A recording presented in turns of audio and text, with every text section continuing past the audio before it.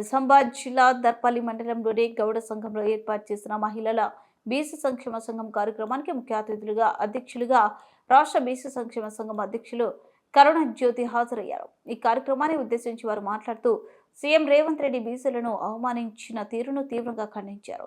బీసీలతోనే తెలంగాణ రాష్ట్ర కాంగ్రెస్ ప్రభుత్వం ఎన్నుకోబడిన విషయాన్ని మరొక్కసారి గుర్తు చేశారు. బీసీలు తలుచుకుంటే కాంగ్రెస్ ప్రభుత్వాన్ని గద్దె దించగలమని హెచ్చరించారు.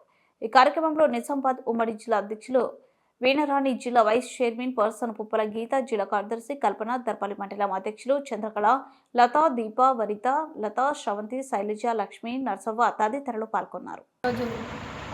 దర్పల్లిలో నేను బీసీ రాష్ట్ర కార్యదర్శి కరుణజ్యోతి గారిని మాట్లాడుతున్నా. మరి ఇలా బీసీలతోనే ఏ రాజకీయ నాయకులైనా బీసీలతోనే సీఎం అయినరు, బీసీలతోనే ఎమ్మెల్యేలు అయినరు, బీసీలతోనే ఎంపీలు అయినరు. మరి నేను మొన్న ఢిల్లీకి కూడా పోయినా, దీపక్ సింగ్ మేడంతో కూడా మాట్లాడినా.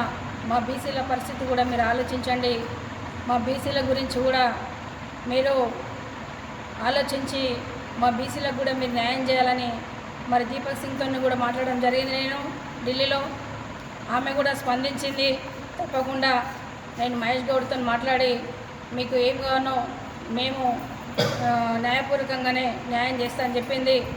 బీసీల జోలికి వచ్చిన ఏ పార్టీ నాయకులు బీసీల జోలికి వచ్చిన ఎమ్మెల్యేలు కానీ ఎంపీలు కానీ